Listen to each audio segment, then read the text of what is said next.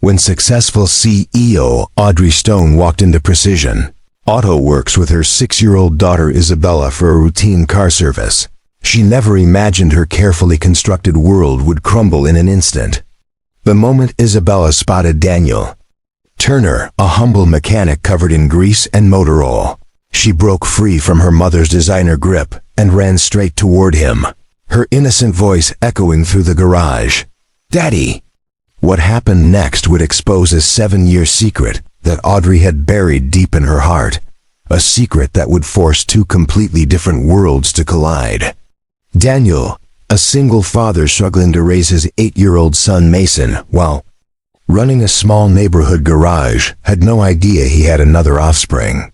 But Isabella's recognition wasn't a mistake. Hidden in Audrey's penthouse office was a photograph that would prove their connection and change 4 lives forever.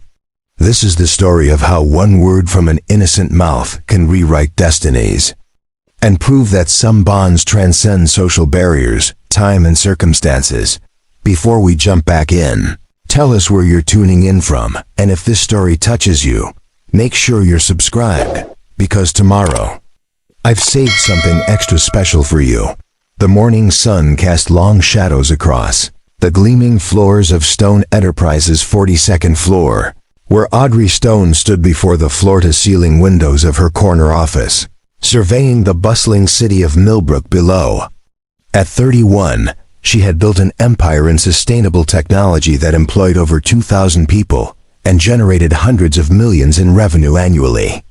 Her tailored Armani suit fit her perfectly, a second skin of confidence and authority that had become her armor in the male-dominated world of corporate leadership. "Ms. Stone, the quarterly board meeting has been moved to 10:30, her assistant Margaret announced through the intercom, her voice cutting through Audrey's morning ritual of reviewing market reports while sipping her precisely prepared espresso.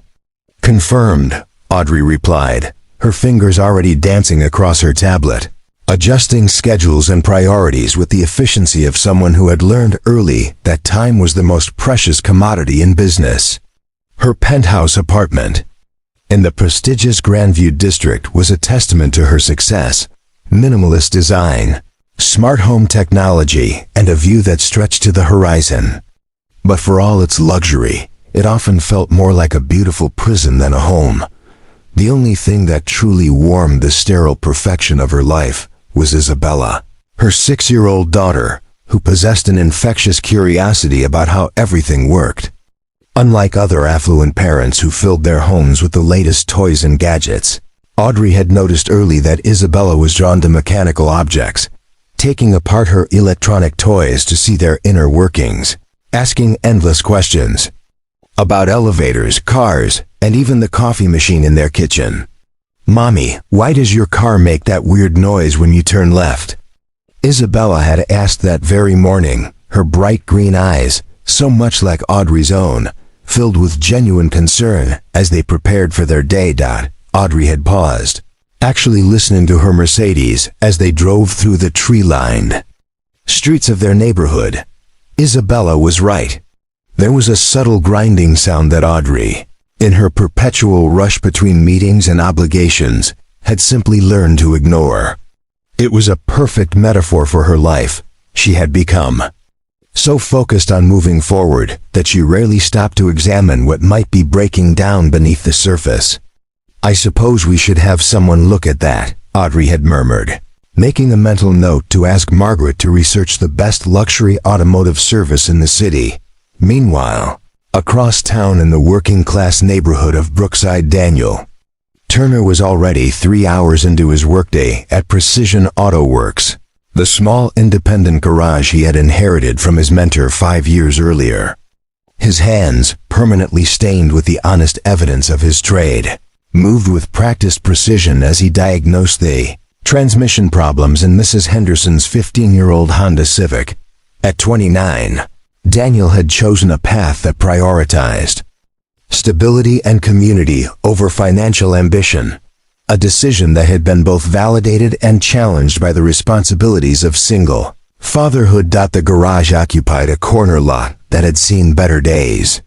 With its hand-painted sign and mismatched equipment, telling the story of a business built on reputation rather than flashy marketing. But what Precision Auto Works lacked in glamour, it made up for in integrity. Daniel's philosophy was simple. Treat every customer's vehicle as if it belonged to family, charge fair prices, and never recommend unnecessary work. It was an approach that had earned him a loyal customer base among the working families of Brookside. Even if it would never make him wealthy, his 8-year-old son Mason sat in the small office area, surrounded by his homework and a collection of small mechanical puzzles that Daniel had crafted for him from spare parts. The boy had inherited his father's natural understanding of how things worked, often helping identify problems by the sound of an engine or the feel of a steering wheel. Mason's presence at the garage after school had become routine since Daniel couldn't afford after-school care, and the boy had adapted to the environment with the resilience that often comes with being raised by a single parent. "Dad, why does Mr. Peterson's truck shake when he brakes?" Mason asked without looking up from his math worksheet, having observed the previous customer's vehicle with the keen attention of someone learning the family trade. "Warped rotors," Daniel replied, impressed as always by his son's observational skills. "The metal gets hot and warps from repeated use, so the brake pads can't make smooth contact anymore." Mason nodded seriously, filing away this information with the dedication of a student who understood that knowledge was both practical and valuable. The boy had never known his mother, who had passed away from complications during his birth, leaving Daniel to navigate the challenging waters of parenthood alone. They had developed a rhythm over the years, a partnership built on mutual respect, shared interests, and the kind of deep bond that forms when two people are each other's primary source of love and support.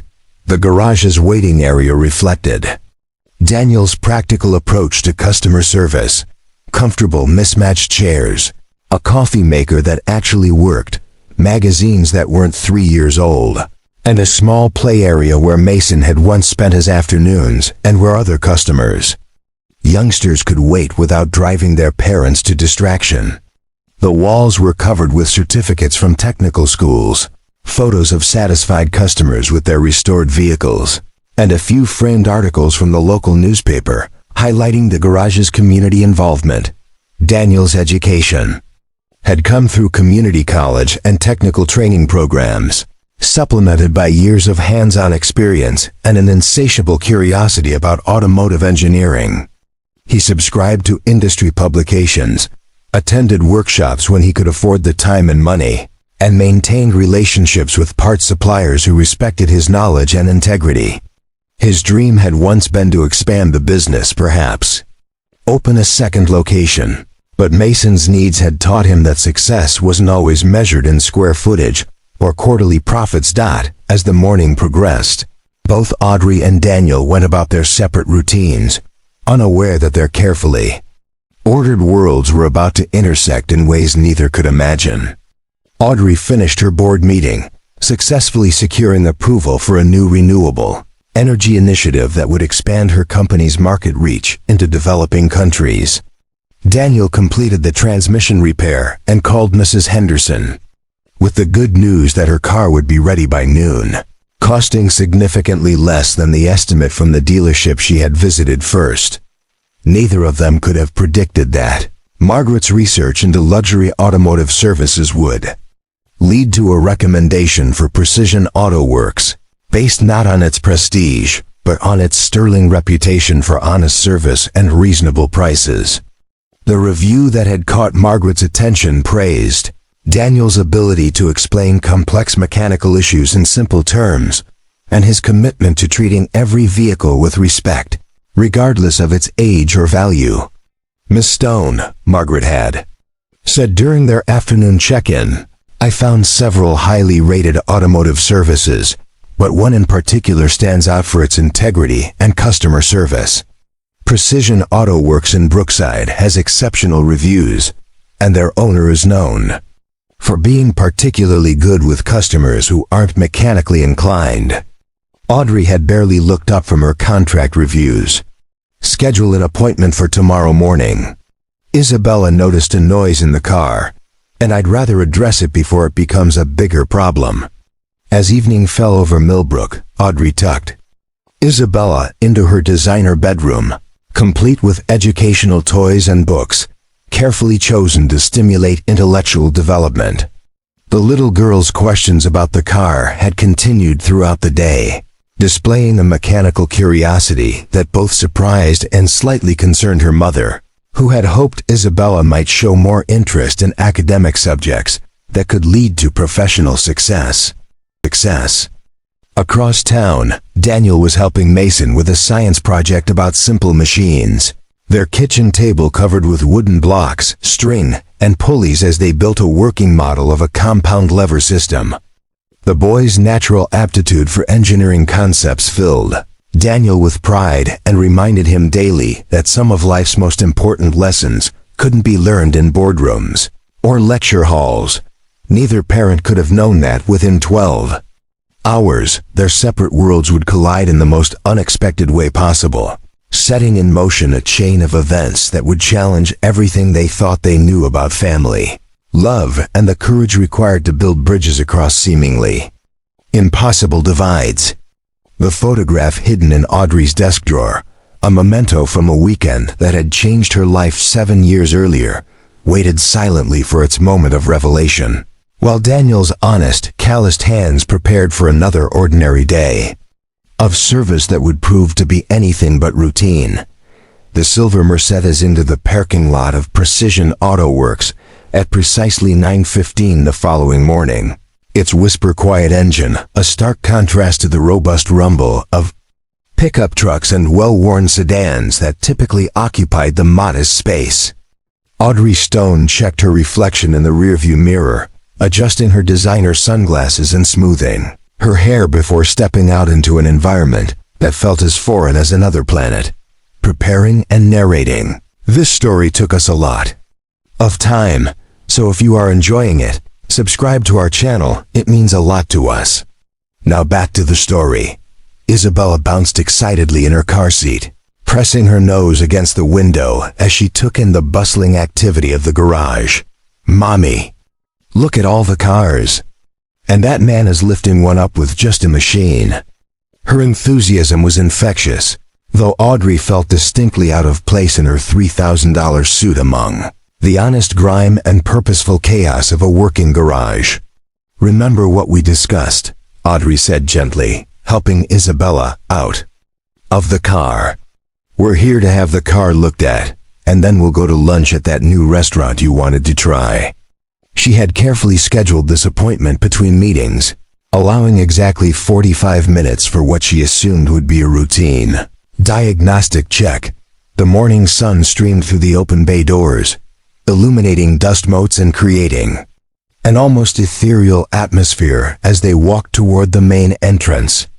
The sound of pneumatic tools, classic rock music, and friendly conversation created a symphony of productivity that was oddly comforting.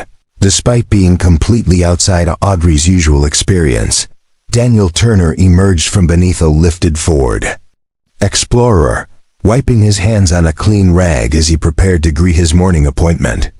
Margaret's phone call had mentioned a Mercedes with steering issues, and he had cleared a bay specifically for the diagnostic work. What he hadn't expected was the statuesque woman in designer clothing approaching with a small girl whose eyes were already scanning every piece of equipment in sight with the intensity of a junior engineer. "Good morning," Audrey began, extending a perfectly manicured hand. "I'm Audrey Stone. I believe my assistant scheduled an appointment for..." But her words were cut short by Isabella's sudden, sharp intake of breath.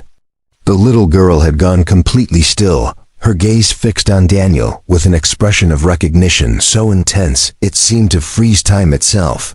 Before Audrey could react, before anyone could process what was happening, Isabella broke free from her mother's careful grip and ran directly toward the man in oil-stained coveralls. "Daddy!" she cried, her clear voice carrying across the garage and stopping every conversation. Every tool, every heartbeat in the immediate vicinity. The word hit Daniel like a physical blow. his hands freezing mid-motion as he looked down at the green-eyed girl who had thrown herself at his legs with complete, unquestioning trust. Around them, the garage fell into stunned silence. Tony, Daniel's longtime assistant, dropped the wrench he'd been holding, the clatter echoing in the sudden quiet. Mrs. Rodriguez, waiting for her oil change, looked up from her magazine with wide eyes. Even the radio seemed to pause between songs, as if the universe itself was holding its breath. Mason, who had been organizing inventory in the office area, appeared in the doorway with his homework forgotten, staring at the scene with confusion and growing alarm. His 8-year-old mind immediately understood that something fundamental was shifting, even if he couldn't comprehend what. Audrey's face drained of all color, her composure shattering as her worst fear, the secret she had guarded for 7 years, exploded into public view. She stumbled forward on trembling legs, her designer heels clicking frantically against the concrete floor as she reached for Isabella's shoulders. "Isabella, sweetheart, you've made a mistake," she said, voice strained with the effort of maintaining control. "This gentleman is here to fix our car, nothing more." But her words sounded hollow even to her own ears, especially when she looked up to meet Daniel's shocked gaze and saw the recognition dawning in his dark brown eyes. "No, Mommy," Isabella protested, pulling away from her mother's grasp and looking up at Daniel with shining eyes. "It's him. It's the man from the picture in your special drawer, the one you look at when you think I'm sleeping." The revelation hit the assembled crowd like a thunderbolt. Audrey's carefully constructed world of secrets and separation crumbled. In an instant, laid bare by the innocent honesty of a young person who had finally found the missing piece of her family puzzle. The photograph Isabella referenced, a candid shot taken during a technology conference in Chicago 7 years earlier, had been Isabella's window into a father she had never met, but somehow always known existed. Daniel's legs nearly gave out beneath him as the full implications crashed over him. The weekend in Chicago, the brilliant and beautiful venture capitalist he had met at a coffee shop near the convention center, the connection that had been intense but brief before they returned to their separate lives. He had thought about her often over the years, wondering what might have been, but he had never imagined ... Audrey. He whispered, her name barely audible above the thundering of his own heartbeat. "Is she?" Tony stepped forward, his protective instincts kicking in as he sensed the emotional magnitude of what was unfolding. "Maybe we should move this conversation somewhere more private," he suggested quietly, gesturing toward the small office while gently guiding curious customers toward the waiting area.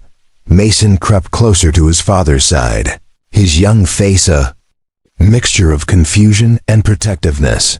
He had been the center of Daniel's universe for 8 years, and seeing his father's shocked reaction to this strange girl's claim triggered every defense mechanism he possessed. "Dad?" he asked uncertainly, looking between the elegant woman, her daughter, and his father's stricken expression. Isabella, meanwhile, was oblivious to the chaos she had created.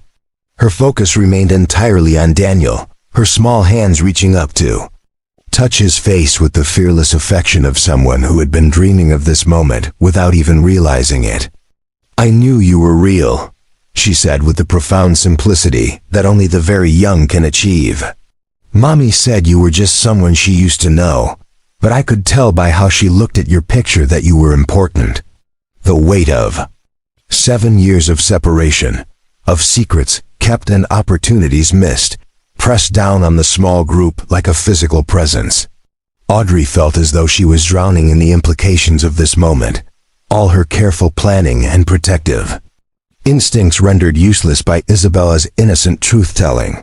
Daniel knelt down to Isabella's level, his hands trembling as he studied her face, the green eyes that mirrored her mother's, the determined chin that he recognized from his own reflection, the mechanical curiosity that had drawn her attention to every detail of the garage's operation.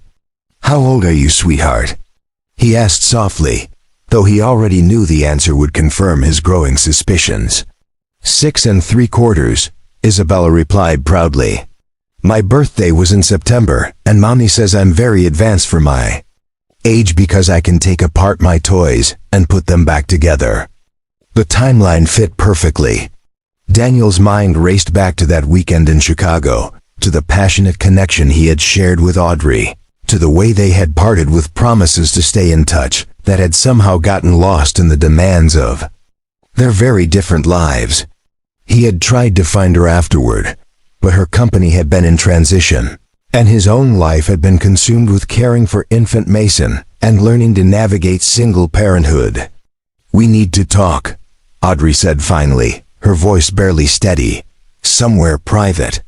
Daniel nodded, his protective hand finding Mason's shoulder while his eyes remained fixed on Isabella, who was now examining the tool belt around his waist with fascination. Tony, can you handle things for a bit? Take all the time you need, boss, Tony replied, his voice gentle with understanding. He had worked with Daniel long enough to recognize that this moment was going to change everything. As they moved toward the small office, the weight of 7 years of separation and the promise of an uncertain future hung in the air between them. Isabella skipped alongside Daniel, chattering about the interesting machines she had observed, while Mason walked quietly beside his father, his young mind struggling to process the implications of what he had just witnessed. The catalyst moment had passed, but its reverberations would reshape 4 lives forever.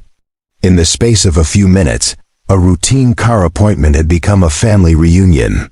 A carefully guarded secret had been exposed, and the ordinary Tuesday morning had transformed into the beginning of something entirely new and terrifyingly uncertain. The small office behind the main garage felt impossibly cramped as 4 lives converged in a space designed for solitary paperwork and phone calls.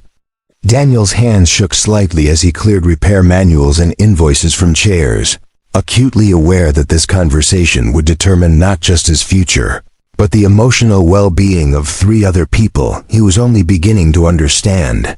He cared about deeply. Audrey sat rigidly in the offered chair, her designer purse clutched like a shield against her chest, while Isabella immediately began exploring the office with the fearless curiosity that had gotten them into this situation. The walls were covered with automotive certifications and photos of satisfied customers, but Isabella's attention was drawn to a small shelf where Mason's school awards stood alongside Daniel's technical achievements. Mason, why don't you show Isabella the customer lounge? Daniel suggested gently, recognizing that the coming conversation required adult privacy. There are some magazines about cars and airplanes she might find interesting. Mason hesitated, his protective instincts warring with natural politeness. At 8 years old, he had already learned to read his father's moods, and the current tension was unlike anything he had experienced. Will you be okay, Dad? He asked, his voice smaller than usual. I'll be fine, buddy, Daniel assured him, though his own certainty was wavering. This is just grown-up talk that we need to have privately. Once the office door closed behind the youngsters, silence settled over the small space like a heavy blanket. Through the window, they could see Isabella chattering animatedly to a reluctant Mason, pointing at various photographs on the waiting room walls while he maintained careful distance. 7 years, Audrey said finally, her voice barely above a whisper. 7 years I've been trying to figure out how to handle this situation, and she solves it in 30 seconds with pure honesty. Daniel leaned against his desk, his mind still reeling from the morning's revelations. You knew, he said, not accusingly, but with the weight of understanding. All this time, you knew Isabella was mine. Audrey nodded, tears threatening to spill over despite her attempts to maintain composure. The weekend in Chicago, it was unexpected. We were both attending different conferences, met by chance at that coffee shop near the convention center. You were presenting research on sustainable automotive technologies, and I was there for venture capital meetings. The memory rushed back with startling clarity. Daniel remembered the brilliant woman who had approached his table, initially interested in discussing potential funding for his innovative engine modification research. Their conversation had evolved from professional interest to personal connection, spanning 3 days of intense dialogue about everything from environmental policy to family dreams. When I found out I was pregnant, Audrey continued, I tried to find you. But you had left the engineering firm, and there was no forwarding information. It was like you had vanished completely. Daniel's heart sank as he realized the timing. Sarah's medical complications, he said quietly. Mason's mother developed severe preeclampsia in her 7th month. I took emergency leave from the engineering firm to care for her, and after she passed. He paused, the old grief still capable of catching him off guard. I couldn't go back to that life. Everything reminded me of the future we had planned together. I didn't know about your wife, Audrey said, genuine sorrow in her voice. When I couldn't locate you, I assumed you weren't interested in maintaining contact. I was 24, building my career, and suddenly facing single motherhood. I convinced myself that Isabella would be better off with stability rather than chasing after someone who had apparently moved on. The weight of missed connections and misunderstood intentions hung between them.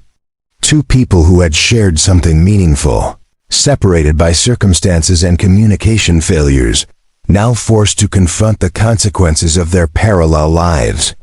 She's incredible, Daniel said, glancing toward the waiting room where Isabella was now attempting to explain something mechanical to Mason using enthusiastic hand gestures. Brilliant and curious and so much like ... though quotes. Like you, Audrey finished. Her mind works exactly the way yours does. She takes apart everything to understand how it functions, asks endless questions about systems and processes. Last month, she dismantled our smart home control panel because she wanted to understand why the temperature sensors weren't communicating properly with the central unit. Despite the tension, Daniel couldn't help but smile. Mason does the same thing. Drives the neighbors crazy because he's always fixing their broken appliances without being asked. Last week, he rewired Mrs. Patterson's doorbell because he noticed the voltage was irregular. They're half-siblings, Audrey said, the reality hitting her fully for the first time. Isabella has been asking about brothers and sisters for years, and I kept telling her that our family was complete as it was. Daniel studied Audrey's face, noting the exhaustion beneath her polished exterior. What kind of life does she have with you? He asked, not judgmentally but with genuine curiosity about the world his daughter inhabited. Privileged, Audrey admitted. Private school, music lessons, educational travel, every advantage money can provide. But ... She paused, struggling with the admission. But sometimes I wonder if I've created a beautiful cage. She's intellectually stimulated but emotionally isolated.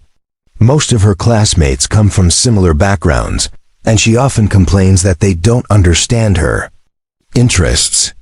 Mason attends public school here in Brookside, Daniel said. It's not prestigious, but the teachers know every student personally, and he has friends whose families understand the value of working with your hands as well as your mind. He's happy, but I worry about limited opportunities as he gets older. They were beginning to see the complementary nature of their separate worlds. Isabella's privileged but isolated environment, and Mason's grounded but economically limited circumstances. The question hanging unspoken between them was whether two such different worlds could possibly merge into something beneficial for both youngsters. What do you want, Audrey? Daniel asked directly, his natural honesty cutting through the diplomatic dancing they had been doing. Now that the secret is out, what happens next? Audrey was quiet for a long moment, watching through the window as Isabella had somehow convinced Mason to examine a complicated-looking magazine diagram with her. Despite his initial reluctance, the boy was now pointing at various components and nodding as she asked questions. I want her to know her father, she said finally. I want her to understand that she comes from people who build things, who fix problems, who work with their hands as well as their minds. But I'm terrified of disrupting the stability we've built. And I want to know my daughter, Daniel replied. But I'm equally terrified of what this means for Mason. He's been my entire world for 8 years. The idea of suddenly having to share attention, to navigate complex family dynamics. Through the window, they watched as Isabella showed Mason something on her tablet, some kind of engineering simulation that made both youngsters lean forward with interest. Mason's initial wariness was gradually giving way to curiosity as Isabella explained whatever mechanical principle had captured her attention. "Look at them," Audrey said softly. "They're already finding common ground." Daniel nodded, seeing his son's animated expression for the first time since the morning's revelation.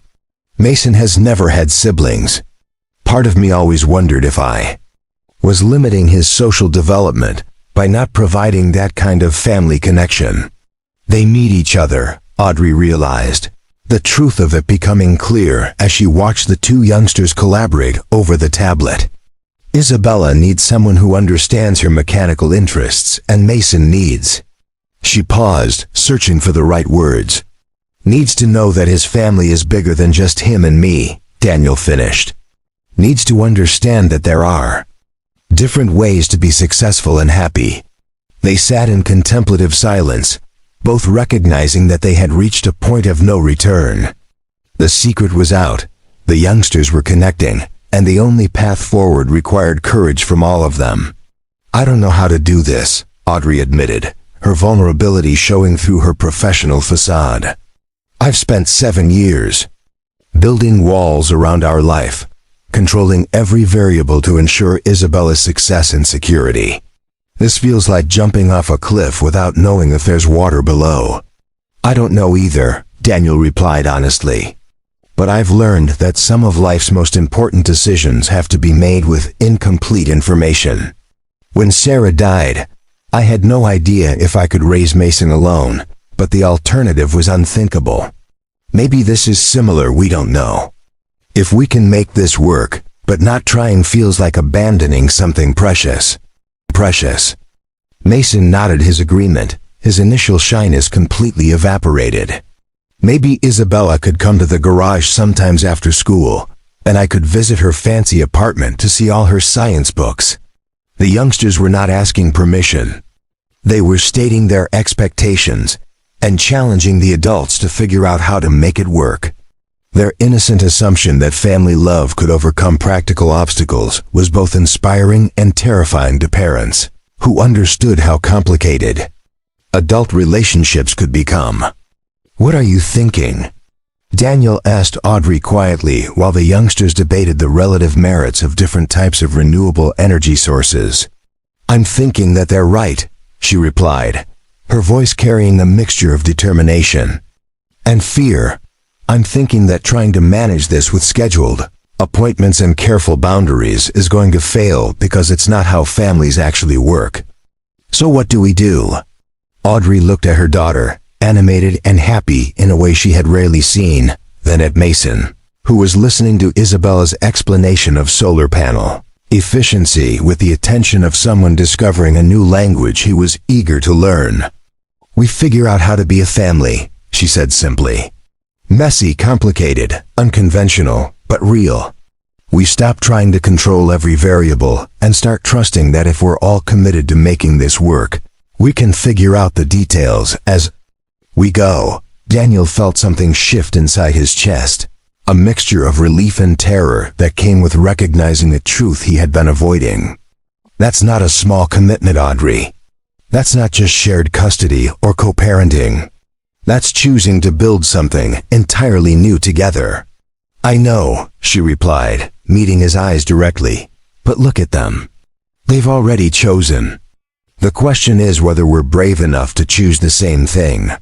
Isabella's laughter rang out as Mason successfully solved the puzzle she had presented him, their heads bent together over the problem with the natural collaboration of siblings who had never doubted they belonged together.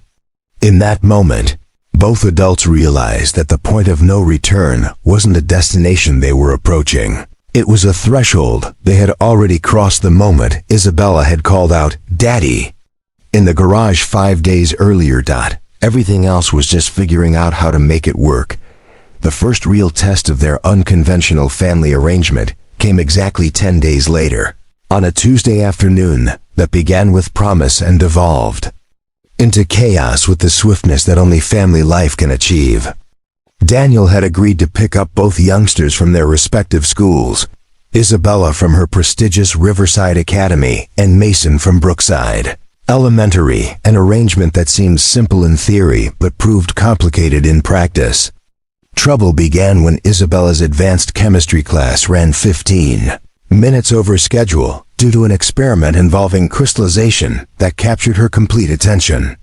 Daniel waited in the circular drive of Riverside Academy, feeling conspicuously out of place among the luxury SUVs and high-end sedans, driven by nannies and stay-at-home parents whose casual clothes cost more than his monthly utilities.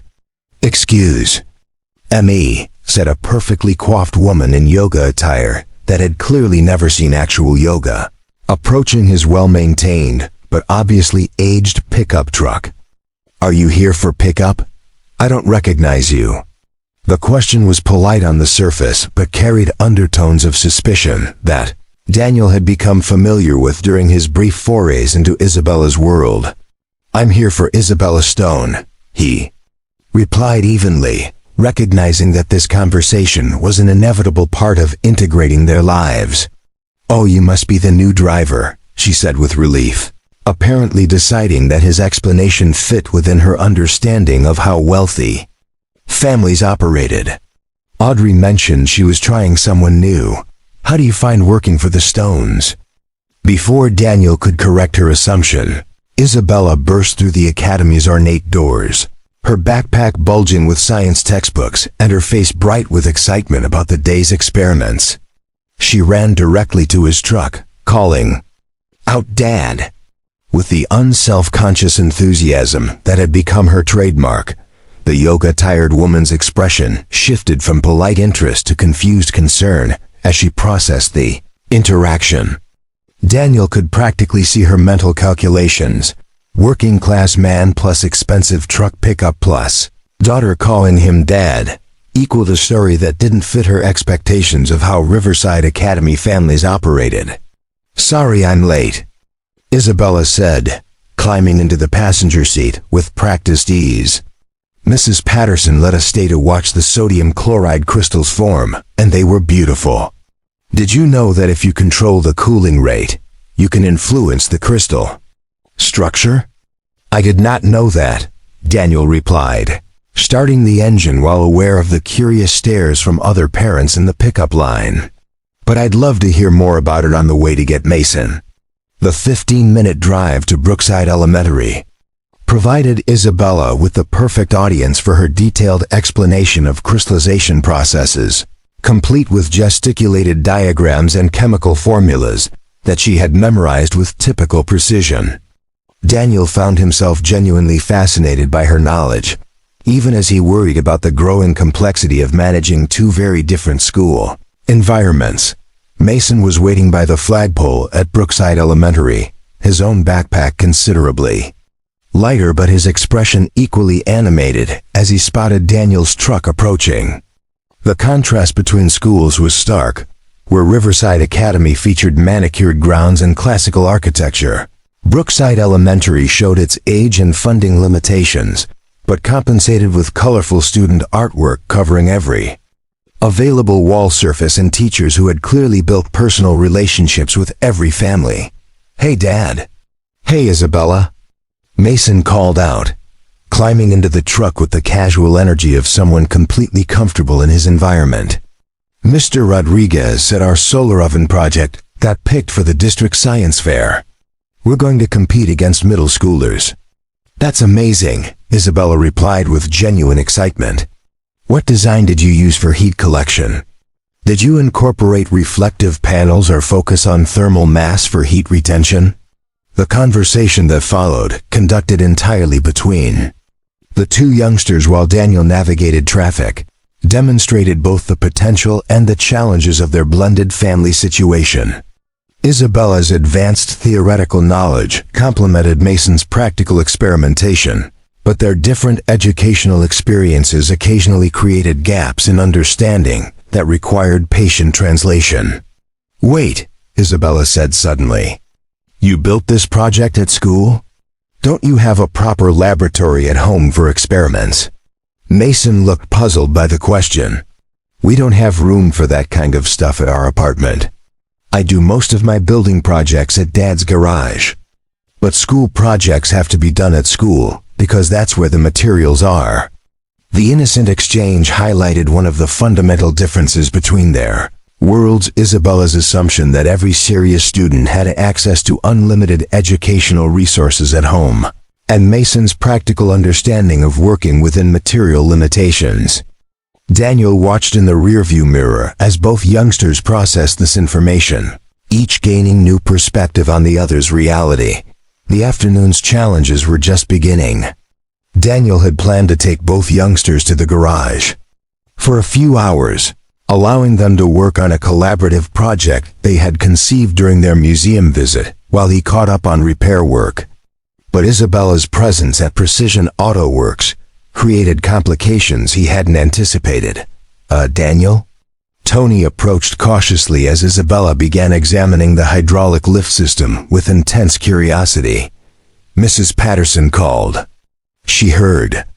"Bet you had some kid from Riverside Academy here yesterday, and she's concerned about insurance liability if something happens to someone from a wealthy family."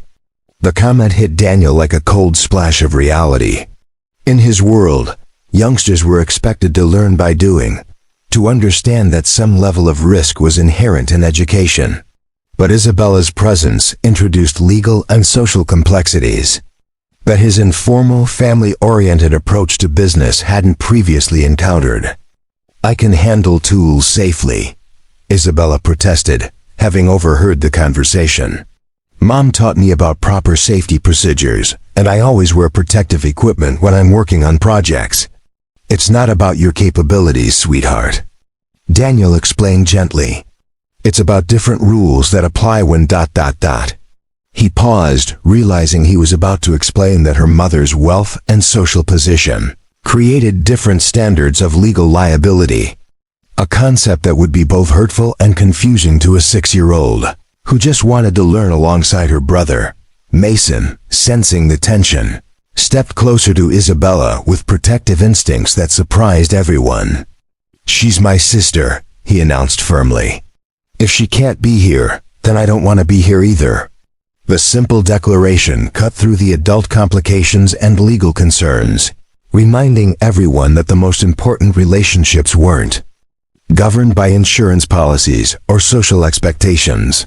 But it also highlighted the reality that integrating their different worlds would require more than good intentions and mutual affection. The situation was resolved temporarily when Audrey arrived unexpectedly, having left an important meeting early when her assistant mentioned concerns about liability coverage. She entered the garage with the purposeful stride of someone accustomed to solving problems through direct action. "I understand there are insurance concerns about Isabella's presence here," she said without preamble, addressing Tony and Daniel simultaneously. "I've contacted my legal team, and they're preparing comprehensive liability waivers and coverage extensions that will protect the business while allowing both youngsters to learn in this environment."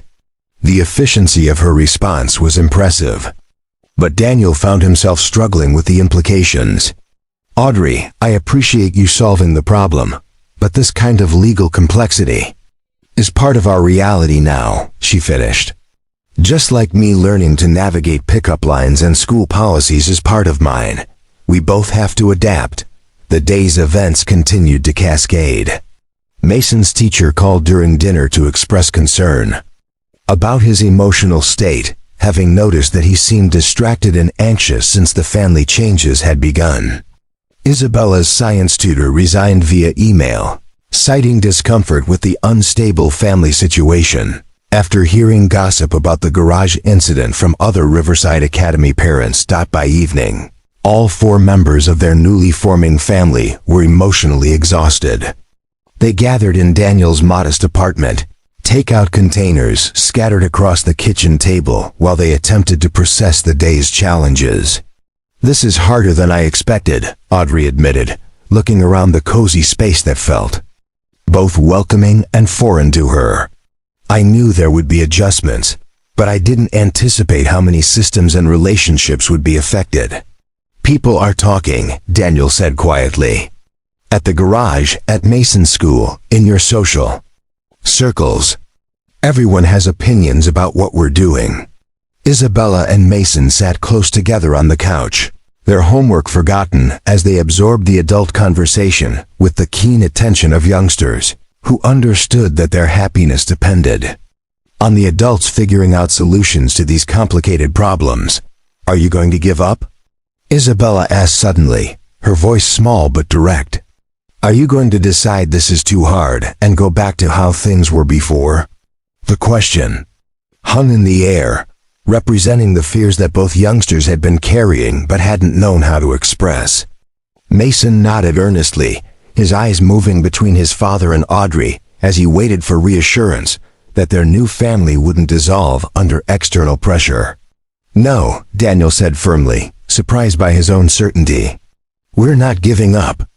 We're just learning that building something new is messier than any of us expected." "Every problem has a solution," Audrey added, her business mindset automatically engaging. "We just need to be systematic about identifying the challenges and developing strategies to address them." "But what if people keep being mean about it?" Mason asked, his 8-year-old directness cutting to the heart of their social challenges. Audrey knelt beside the couch, meeting both youngsters at eye level.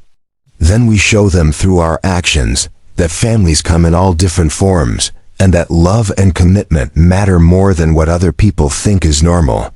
The evening ended with Isabella falling asleep during a movie, curled up against Mason's shoulder while he carefully adjusted his position to avoid waking her.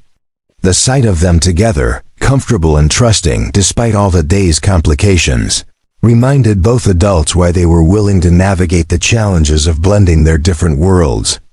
Later, as Audrey prepared to take Isabella home, and Daniel got Mason ready for bed, they stood in the apartment doorway sharing a moment of quiet understanding. "Tomorrow will probably bring new complications," Audrey said softly. "Probably," Daniel agreed. "But we'll figure those out too." "Yes," she replied, watching through the window as Isabella sleepily buckled her seatbelt while chattering to Mason about their plans for the weekend. "We will." The early obstacles had been significant, but they had also revealed something important. Their commitment to making this unconventional family work was stronger than the external pressures trying to pull it apart. The learning curve was steep, but they were all climbing it together. 3 weeks into their new family dynamic, something remarkable began to happen. The initial chaos of insurance forms, school notifications, and social explanations had settled into a rhythm that, while unconventional, was undeniably working. Isabella had become a regular fixture at Precision Auto Works, arriving each Tuesday and Thursday after school with her homework completed and safety goggles ready.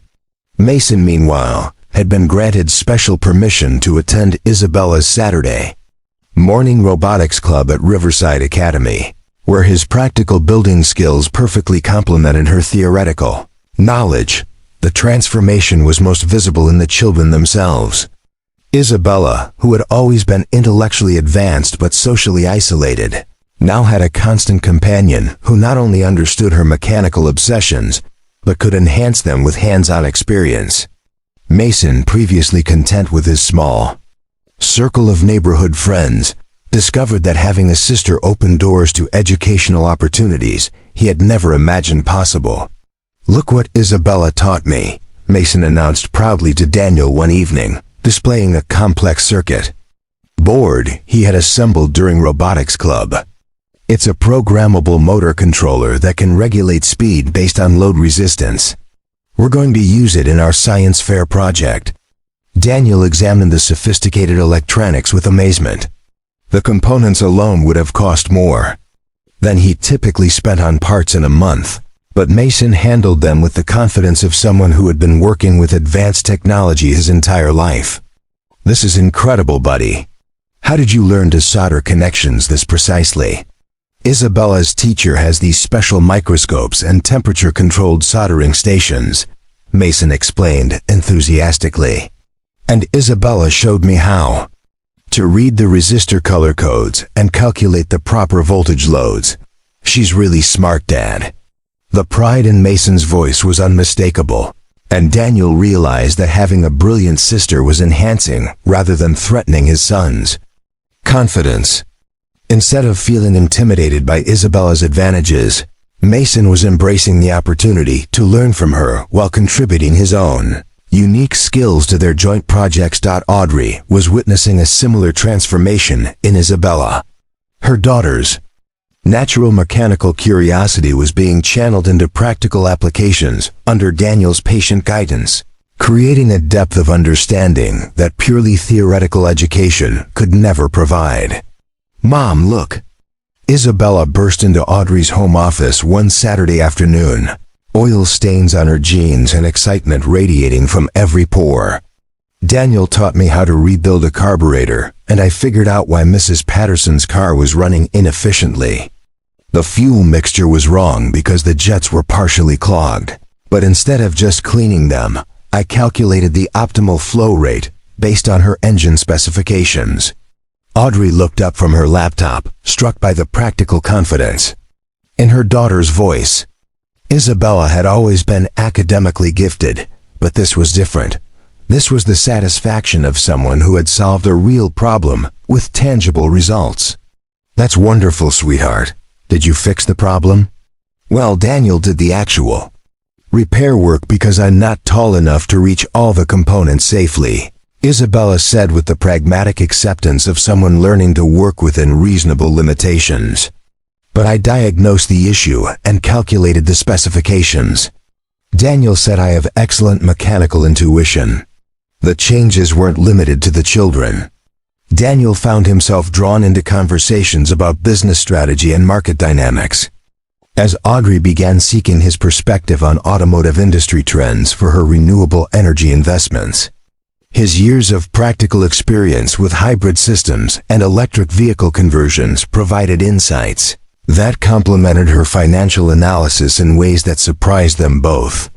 "The problem with most venture capital approaches to electric vehicles," Daniel explained during one of their increasingly frequent dinner conversations, "is that they focus on the glamorous technology without understanding the infrastructure requirements. Battery replacement, charging station maintenance, parts availability, these aren't exciting talking points, but they determine whether these companies will succeed long-term." Audrey found herself taking notes on napkins, recognizing that Daniel's ground-level perspective could inform investment decisions worth millions of dollars. His practical knowledge of what actually worked in automotive applications was exactly the kind of insight her investment team lacked. "You should consider consulting," she suggested. "Your understanding of practical implementation could be incredibly valuable to companies developing new automotive technologies." Daniel was initially skeptical of his ability to contribute to high-level business discussions, but Audrey's encouragement and the children's obvious pride in his expertise gradually built his confidence. When she arranged for him to speak with one of her portfolio companies about electric vehicle maintenance challenges, his presentation was so well received that 3 other companies requested similar consultations. The momentum was building in unexpected directions. Isabella's presence at the garage had attracted attention from other Riverside Academy families, several of whom were impressed by her practical education and requested similar opportunities for their own children. Daniel found himself developing an informal educational program, teaching mechanical principles to academically gifted youngsters whose parents valued hands-on learning experiences. Mason, meanwhile, had become something of a celebrity at Brookside Elementary for his association with advanced robotics and his increasing sophistication with electronic components. His science teacher, Mr. Rodriguez, began incorporating some of the techniques Mason had learned at Riverside Academy into the curriculum, benefiting the entire class.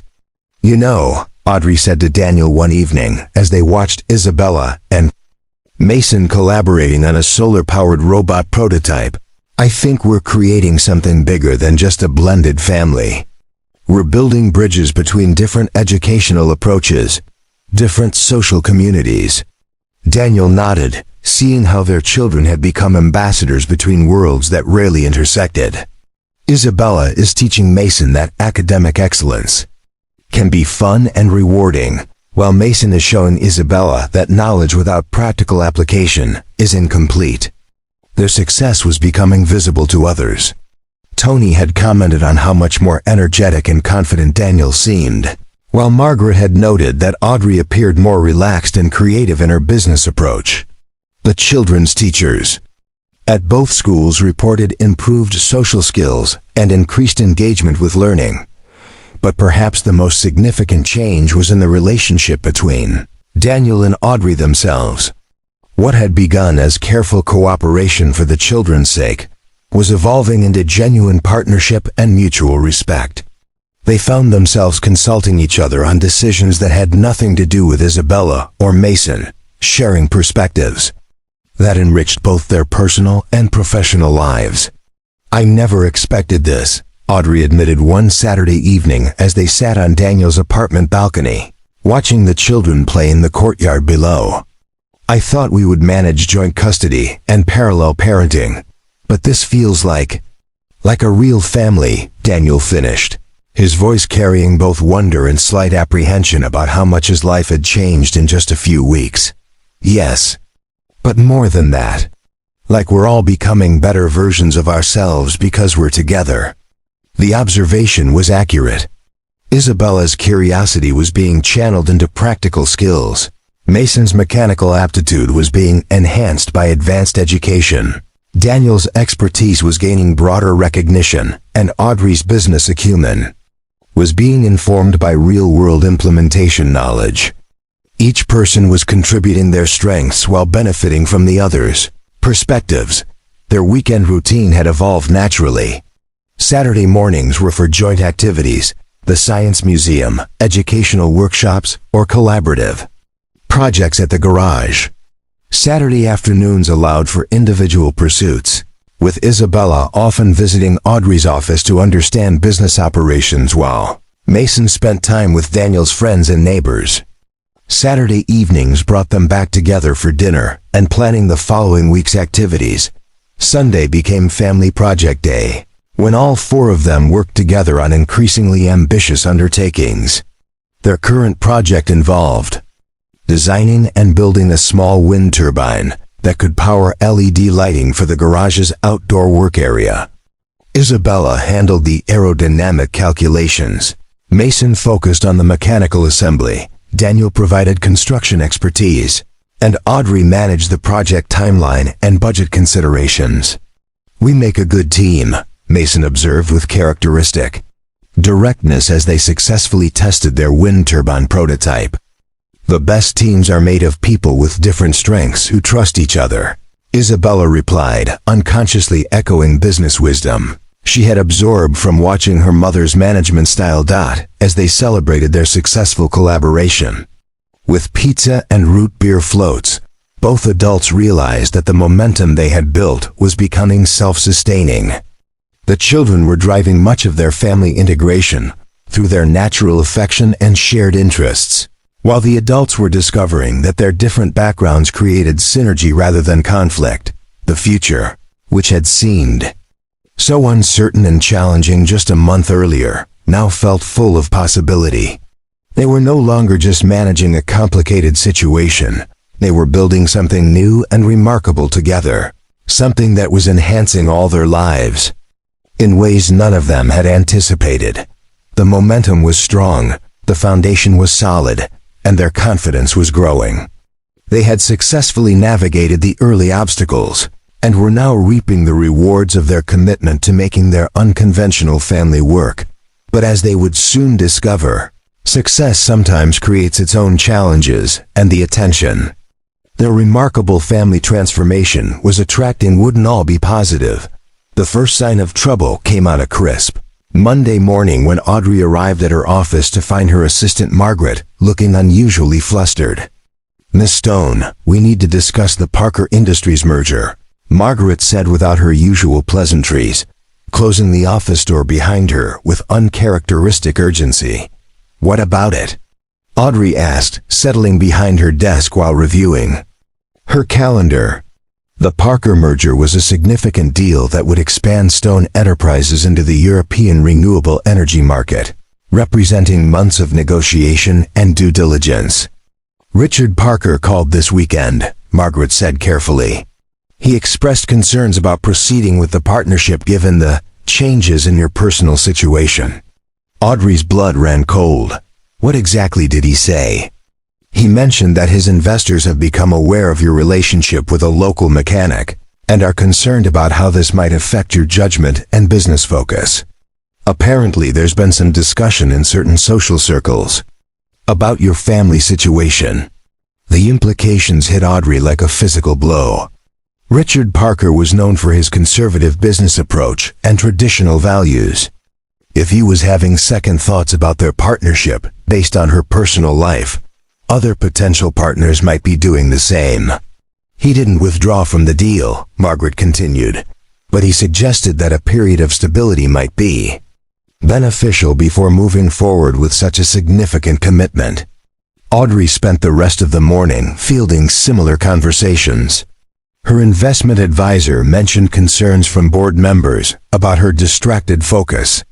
Her country club membership committee requested a meeting to discuss her changing circumstances.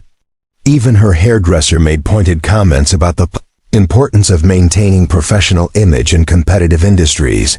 The message was clear. Her relationship with Daniel and their unconventional family structure was being viewed as a liability by the elite social and business circles that had been crucial to her success.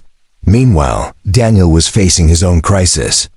Word had spread through the working-class community of Brookside about his involvement with some rich CEO, and the reactions were mixed but increasingly problematic.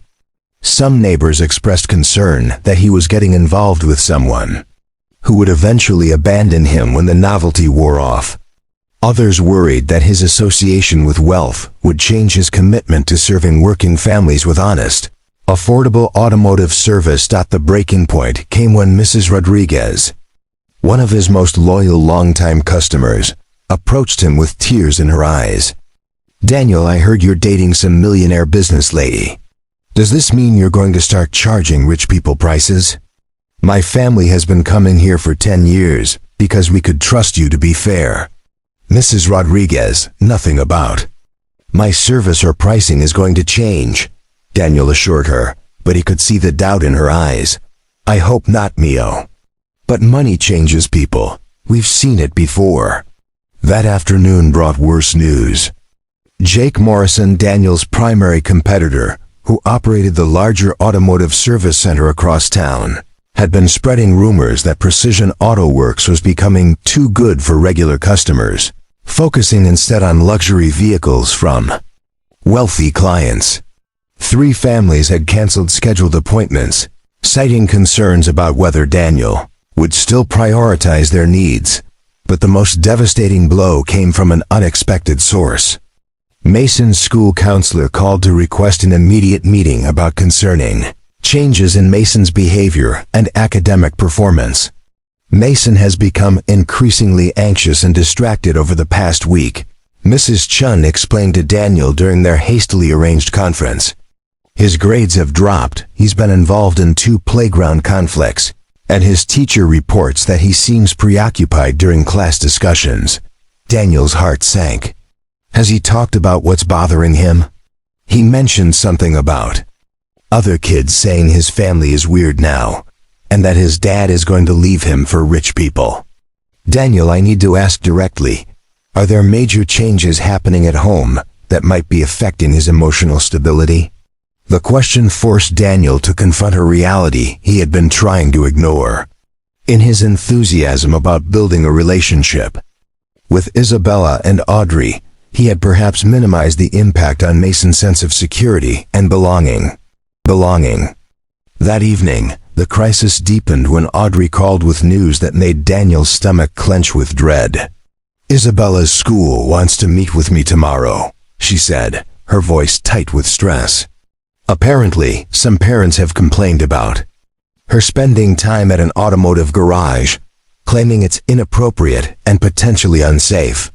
They're questioning whether Riverside Academy is the right environment for a student whose family situation doesn't align with the school's values. "What does that mean exactly?" Daniel asked, though he feared he already knew. "It means they're considering asking us to find a different school for Isabella. One that's more compatible with our unconventional lifestyle choices." The dominoes were falling rapidly. By Wednesday, Daniel had lost 2 major commercial accounts whose management expressed concerns about his changing focus. Audrey had been asked to step back from the Parker merger negotiations until her personal situation stabilized. Isabella was being excluded from social activities by classmates whose parents disapproved of their family structure. Mason had been in a fight at school after another boy called his sister a spoiled rich brat. The pressure was coming from all directions, and its impact on the children was becoming impossible to ignore. Isabella, who had been thriving in her dual world existence, began showing signs of stress as she struggled to defend her family to disapproving teachers and classmates. Mason's confidence, which had grown tremendously through his relationship with Isabella, started crumbling as he faced social rejection and witnessed his father's business troubles. The situation reached a crisis point during what should have been a routine family dinner on Thursday evening. Isabella arrived at Daniel's apartment in tears after a particularly difficult day at school, while Mason sat silently, his usual enthusiasm completely dampened. "Maybe this was a mistake," Isabella said quietly, her 6-year-old wisdom cutting through adult pretenses. "Maybe everyone would be happier if we went back to how things were before." Mason nodded miserably. "The kids at school say my dad is going to get tired of having rich people around and send me away to live with my grandmother." The children's fears broke both Daniel's and Audrey's hearts, but also forced them to confront the mounting evidence that their attempt to blend their worlds was causing more harm than good. The external pressures weren't just affecting their professional lives.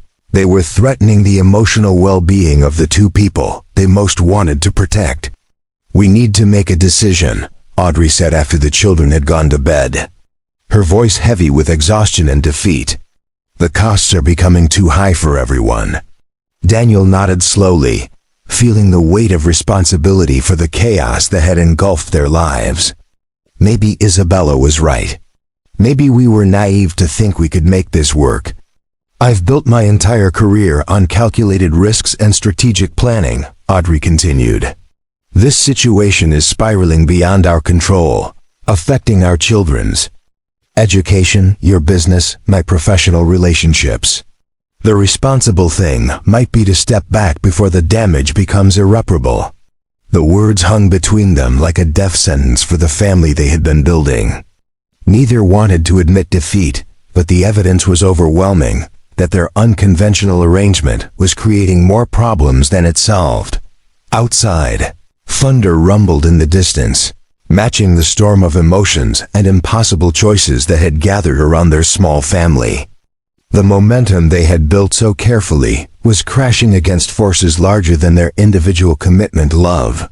The major test had arrived, and they were failing it in ways that threatened to destroy not just their relationship, but the emotional security of 2 remarkable children who had done nothing wrong except dare to love across social boundaries that the adult world was determined to maintain. Friday morning brought the final devastating blow that shattered any remaining hope that their unconventional family could survive the mounting pressures.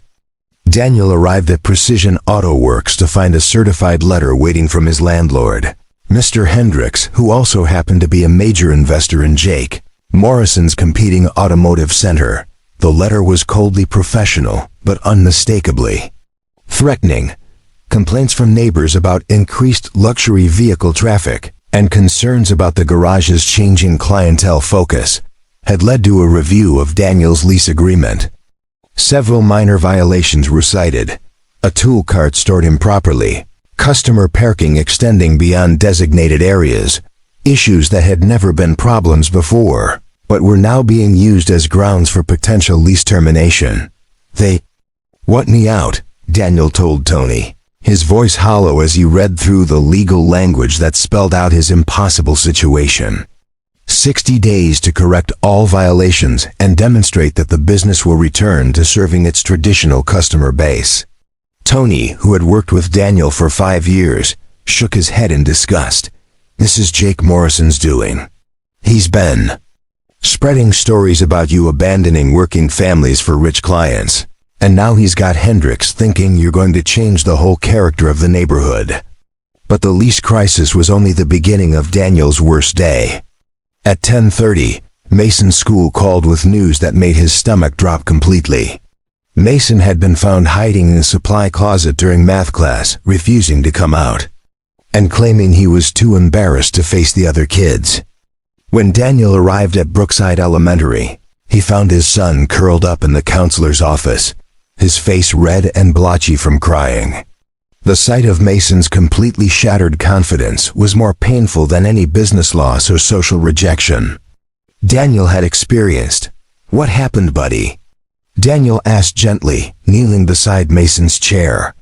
"Tyler Jenkins brought a newspaper to school," Mason whispered, his voice barely audible. "There was a picture of you and Audrey at that restaurant last weekend and an article about how rich people and poor people don't really mix." Tyler read it out loud to everyone and said our family is fake and that Isabella only pretends to like me because she feels sorry for me. Daniel's heart broke as he realized that their private family situation had somehow become public entertainment, complete with newspaper coverage that reduced their genuine relationships to social commentary about class differences. And then, Jessica Martinez said her mom thinks you're just using Isabella's mom for money, and that when you get what you want, you'll probably send me away because rich people only want perfect families. The pain in Mason's voice was unbearable. Daniel gathered his son into his arms, feeling completely helpless against the social forces that were destroying his boy's sense of security and belonging. Meanwhile, Audrey was facing her own nightmare scenario at Stone Enterprises. Richard Parker had called an emergency meeting with their legal teams to formally suspend the merger negotiations indefinitely. The reason became clear when Audrey entered the conference room to find not just lawyers, but also a private investigator's report detailing her relationship with an automotive mechanic of questionable financial stability. "Audrey," Parker said, "without preamble, my investors have serious concerns about your judgment and priorities. This relationship appears to be affecting your professional focus, and frankly, the publicity is becoming a liability for our brand image." The publicity he referenced was more devastating than Daniel's experience. A society gossip columnist had somehow obtained photos of their family outings and written a condescending piece about CEO slumming and the entertainment value of cross-class romance. The article's tone was snide and dismissive, portraying their relationship as either a publicity stunt or a wealthy woman's temporary rebellion against her social obligations. "The board met this morning," Parker continued, "and we've decided that Stone Enterprises needs to demonstrate stability and traditional business values if we're going to move forward with any partnership discussions." The ultimatum was clear. Choose between her relationship with Daniel and her professional future. The merger wasn't just a business deal. It represented years of work and the expansion of her renewable energy initiatives into markets that could impact global sustainability efforts. Walking away would mean abandoning projects that could benefit millions of people, but the personal cost was equally devastating. When Audrey arrived to pick up Isabella from school, she was met by the headmaster, Dr. Wellington, whose expression was grave and apologetic. Miss Stone, I'm afraid we need to discuss Isabella's continued enrollment at Riverside Academy. Several board members have expressed concerns about the school's reputation and whether Isabella's family situation aligns with our institutional values. What exactly are you saying? Audrey asked, though she dreaded the answer. We're not asking Isabella to leave immediately, Dr. Wellington clarified. But we strongly recommend that you consider whether a different educational environment might be more suitable for your current circumstances. Perhaps a school with less emphasis on traditional family structures and social expectations. The rejection cut deeply because Riverside Academy had been Isabella's academic home, the place where her exceptional intelligence was recognized and nurtured. Losing that environment would set back her educational development and social connections. When Audrey finally collected Isabella from the after-school program, she found her daughter sitting alone while other children played in groups, clearly having been excluded from their activities. "Mommy," Isabella said quietly as they walked to the car. Sarah Patterson said her mother told her that our family is inappropriate and that I shouldn't invite friends over anymore because it might confuse them about what families are supposed to look like. The innocent words were like daggers through Audrey's heart. Isabella's natural curiosity and enthusiasm had been replaced by confusion and hurt that no 6-year-old should have to bear. That evening, all 4 members of their family gathered in Daniel's apartment for what felt like a funeral rather than dinner. The Chinese takeout sat mostly untouched as both children picked at their food while the adults struggled to find words that might offer hope or comfort. Isabella and Mason sat close together on the couch, finding solace in their sibling bond, even as the adult world seemed determined to tear their family apart. Their quiet conversation was heartbreaking to overhear. "Maybe if I wasn't so weird about science and machines, the kids at school would like me better," Isabella said sadly. "You're not weird," Mason replied fiercely. "You're the smartest person I know, and anyone who doesn't see that is stupid. But maybe everyone's right that we don't really fit together. You have friends at your school, and I just make things complicated." "No," Mason said with 8-year-old certainty. "You're my sister. That's not complicated. That's just true." Their loyalty to each other in the face of adult failures made the situation even more tragic. Daniel and Audrey sat in the kitchen, speaking in low voices about the impossible decisions they faced. "I can't watch them suffer like this," Audrey said, tears streaming down her face. "Isabella has never been excluded and rejected before. She doesn't understand why loving her father and brother has made her a social outcast." "Mason thinks he's going to lose everything," Daniel replied, his voice breaking. "His school, his friends, his sense of belonging in his own community. And now he's afraid he's going to lose me too because I might choose you and Isabella over him." The weight of their situation felt insurmountable. Every attempt to build bridges between their worlds had been met with greater resistance. The social and professional costs were escalating beyond anything they had imagined, and the emotional damage to their children was becoming undeniable. "Maybe we need to step back," Audrey said finally, the words feeling like poison in her mouth. "Maybe. The only way to protect Isabella is to give her back the stability she had before. And maybe Mason needs to know that nothing in his world is going to change," Daniel agreed reluctantly. "That his father's commitment to him doesn't depend on maintaining relationships that are causing him pain." Outside, the storm that had been threatening all week finally broke, rain beating against the windows while thunder shook the small apartment. Inside, 2 adults who had discovered love were preparing to sacrifice it for the sake of 2 children who had found family only to lose it again. The dark moment had arrived, and it seemed that all their dreams of building something beautiful together were crashing down around them, leaving nothing but wreckage and the terrible recognition that sometimes love isn't enough to overcome the barriers that society builds to keep different worlds apart. The question now was whether they had the strength to fight back against forces that seemed determined to destroy the most important thing any of them had ever tried to build together. The turning point came from the most unexpected source, Mason and Isabella themselves. While the adults had spent the weekend drowning in despair and preparing to sacrifice their relationship for the sake of protecting their children, the two youngsters had been quietly formulating their own plan of resistance. Monday morning brought a phone call that changed everything. Mrs. Chun from Brookside Elementary called Daniel with news that made his heart race with a mixture of pride and terror. "Daniel, I need you to come to school immediately. Mason and Isabella have, well, they've organized something that I think you and Miss Stone need to see." When Daniel arrived at the school, he found Audrey's Mercedes already in the parking lot. Inside the main hallway, they discovered a crowd of students, parents, and teachers gathered around an impressive display that had been set up near the principal's office. Isabella and Mason stood proudly beside a series of poster boards, science, fair-style presentations, and working mechanical demonstrations that told the story of their family in ways that cut through all the adult complications and social prejudices.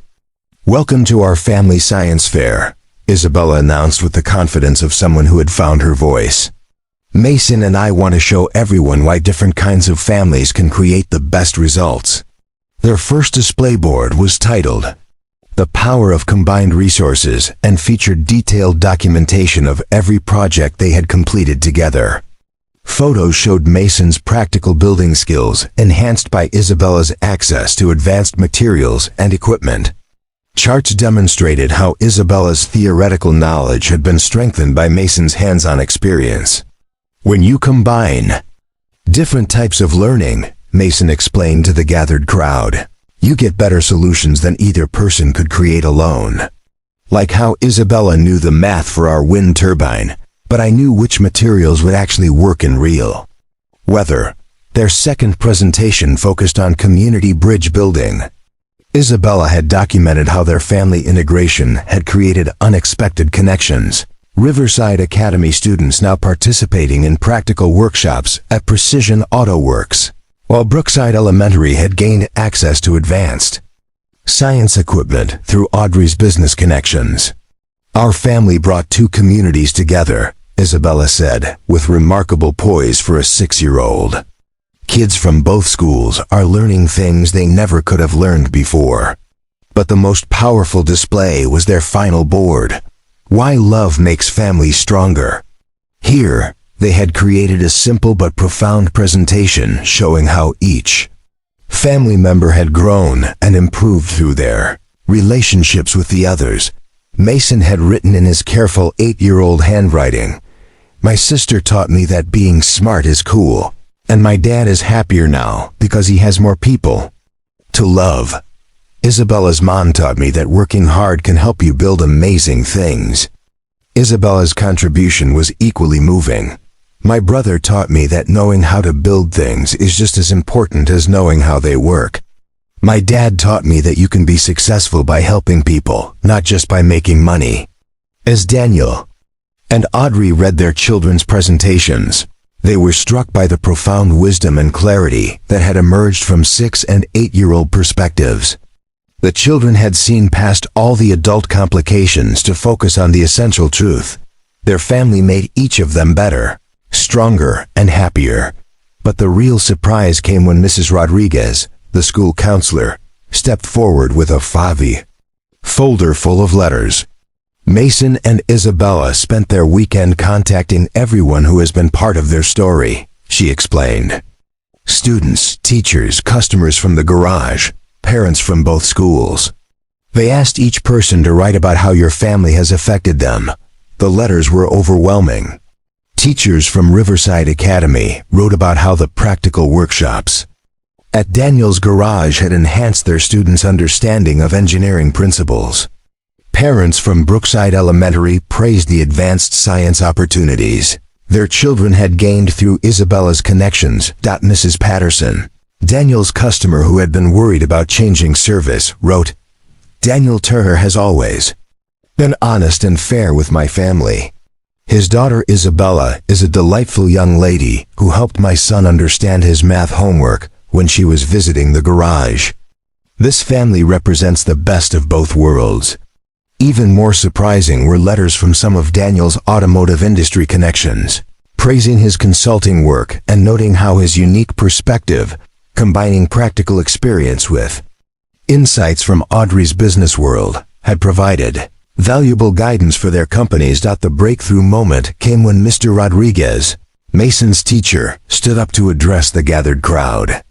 "I've been teaching for 15 years, he said, "and I've never seen two children more committed to defending their family or more articulate about what makes relationships work.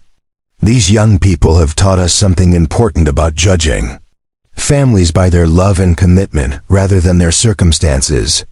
As if on cue, the school principal, Dr. Martinez, stepped forward with an announcement that stunned everyone present. Based on the community response to Mason and Isabella's presentation, Brookside Elementary is partnering with Riverside Academy to create an innovative cross-community educational program. Students from both schools will have opportunities to learn from each other's resources and perspectives. The announcement was followed by even more surprising news. Tony had arrived with a group of Daniel's automotive customers, including several small business owners who had formed an impromptu coalition. "We've been talking," announced Mrs. Chun, owner of the neighborhood market. "Jake Morrison has been spreading lies about Daniel abandoning working families, but we know better. We're organizing a community business association to support local entrepreneurs who serve our neighborhood with integrity." The group had prepared a petition with over 200 signatures supporting Daniel's lease renewal and praising his contributions to the community. More importantly, they had secured commitments from enough customers to guarantee his business stability, regardless of any external pressures. But the biggest surprise came when Margaret, Audrey's assistant, arrived with news that transformed the entire situation. "Miss Stone," she said breathlessly, "Richard Parker has been trying to reach you all morning. It seems that article about your family caught the attention of a European investment group that specializes in sustainable technology partnerships. They're impressed by your commitment to bridging different communities and see it as evidence of innovative leadership." The European investors, it turned out, had been looking for American partners who understood both high-level business strategy and ground-level implementation challenges. Daniel's consulting work and their family story had convinced them that Stone Enterprises represented exactly the kind of authentic, community-connected leadership they wanted to support. They're prepared to offer a partnership that's significantly more lucrative than the Parker deal, Margaret continued. And they specifically want Daniel's practical expertise to be part of the consulting team. As the crowd began to disperse, filled with excitement about the new educational programs and community initiatives, Daniel and Audrey found themselves standing with their children in the school hallway, surrounded by evidence of what their family had accomplished together. "How did you two know this would work?" Audrey asked, still amazed by her children's courage and wisdom. "We didn't know," Isabella admitted. "But we knew that giving up was definitely wrong. So we decided to show everyone what right looks like instead." Mason nodded seriously. "Dad always says that you fix problems by understanding what's really broken. The problem wasn't our family. It was that people didn't understand our family." The breakthrough had come not from adult strategic planning or professional maneuvering, but from two remarkable children who refused to accept that love and commitment weren't strong enough to overcome social barriers. Their innocent faith in the rightness of their family had inspired a community response that transformed challenges into opportunities. Standing in that school hallway, surrounded by the evidence of their children's courage and the community's support, both Daniel and Audrey realized that they had been fighting the wrong battle.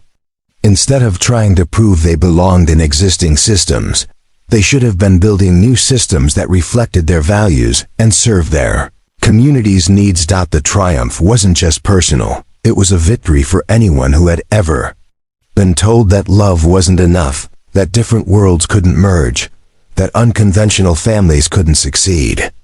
Isabella and Mason had proved that courage, creativity, and commitment could overcome even the most entrenched social prejudices. The dark moment was over. The breakthrough had arrived through the wisdom and determination of two children who understood that the best families aren't defined by social expectations, but by the love and growth they create together. 6 months later, the morning sun streamed through the windows of the newly expanded Precision Auto Works, illuminating a scene that would have been unimaginable a year earlier. The garage had doubled in size, incorporating both advanced automotive service equipment and an educational workshop space where students from both Riverside Academy and Brookside Elementary gathered twice weekly for hands-on learning experiences. Isabella sat cross-legged on a clean workbench, her safety goggles pushed up on her forehead as she explained hydraulic pressure principles to a mixed group of students who hung on her every word.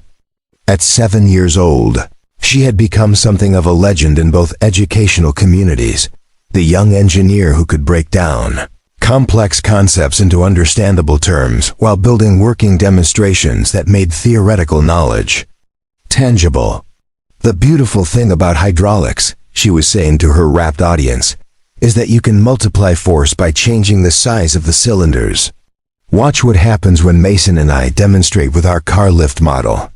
Mason, now 9 and noticeably more confident, operated their student-built hydraulic demonstration with the precision of someone who had learned that knowledge and skill were equally valuable. The two siblings had become partners in the truest sense, their different strengths creating educational experiences that neither traditional school could have provided alone. See how Isabella calculated the pressure ratios, Mason explained to the younger students. But I figured out which materials would actually hold up under stress.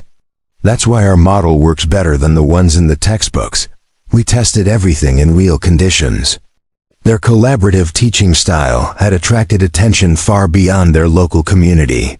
The cross-community educational program they had inspired had become a model for other districts, with educators visiting from across the state to observe how practical and theoretical learning could be integrated effectively. Daniel emerged from the main service bay, wiping his hands on a clean rag while surveying the scene with deep satisfaction. The morning's work included routine maintenance on 3 vehicles from Brookside families, a complex hybrid system repair for one of Audrey's business associates, and diagnostics on the electric vehicle prototype he was helping develop for the European Investment Consortium. His consulting work had evolved beyond anyone's expectations.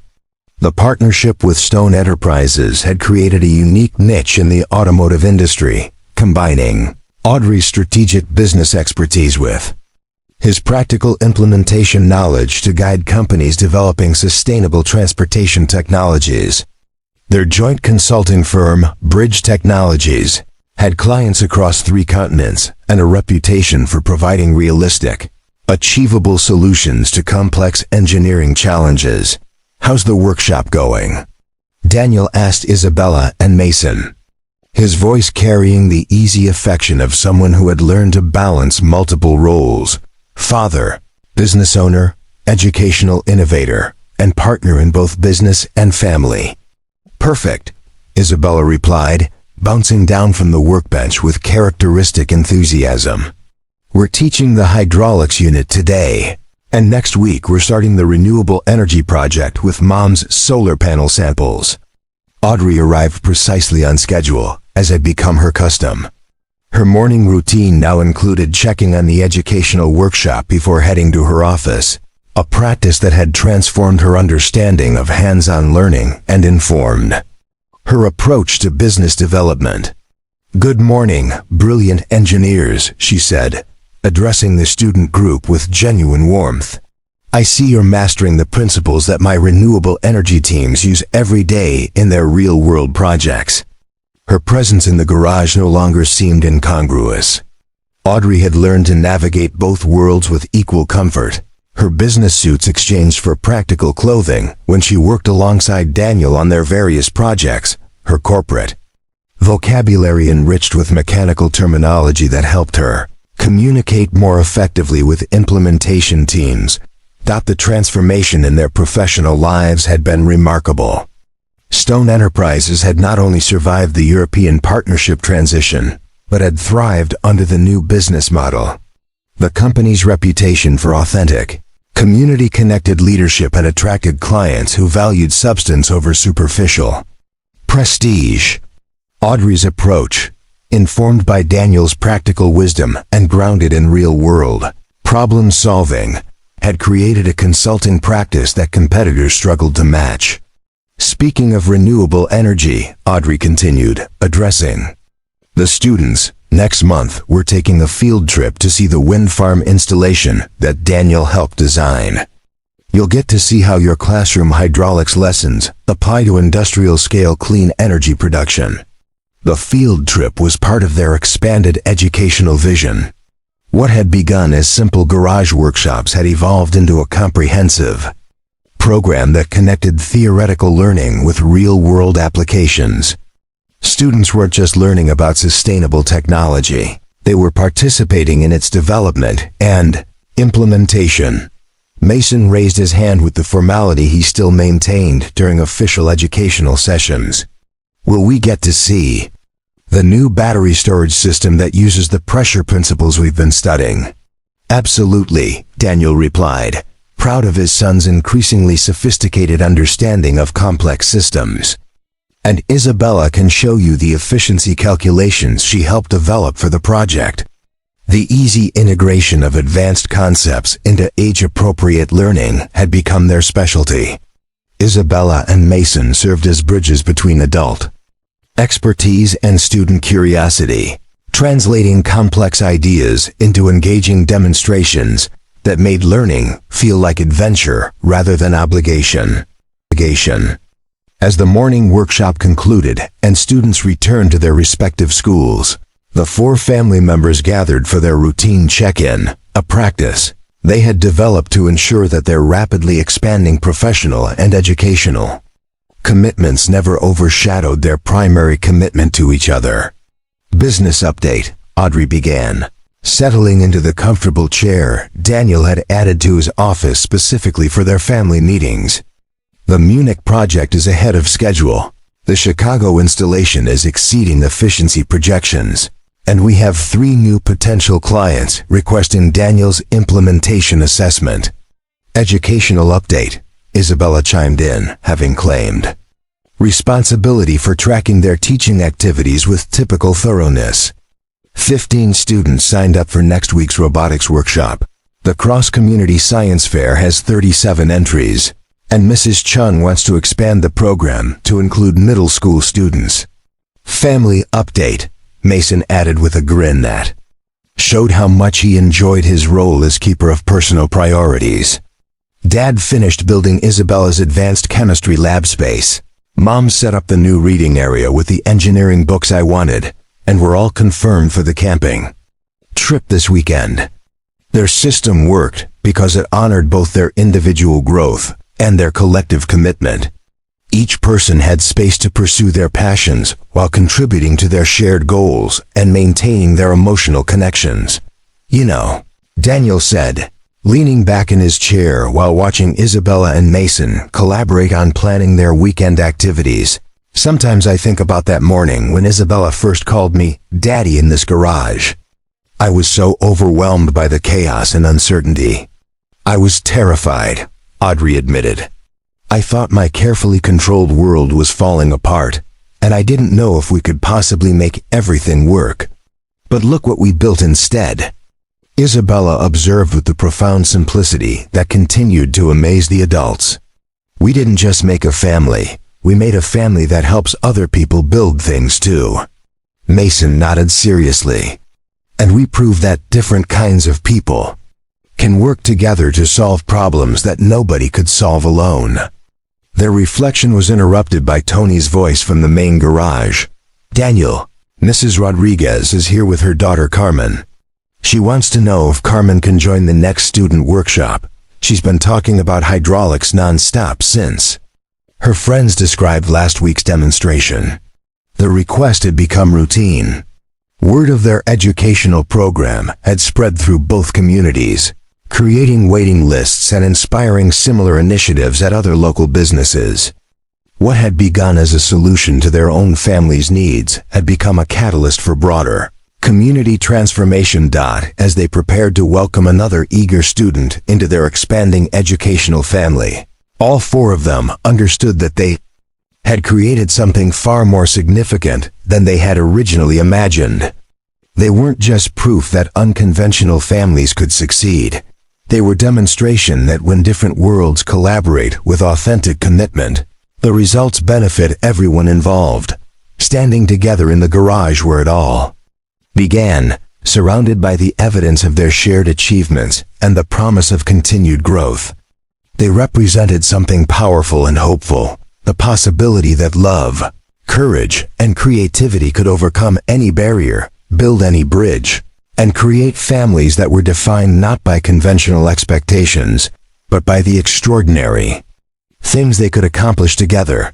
Isabella's innocent cry of "Daddy" had indeed changed four lives forever, but its impact had rippled far beyond their small family to touch an entire community and prove that the most important engineering project of all is building connections between people who choose to love and support each other across any divide. Up next, you've got two more standout stories right on your screen. If this one hit the mark, you won't want to pass these up. Just click and check them out. And don't forget to subscribe and turn on the notification bell so you don't miss any upload from us.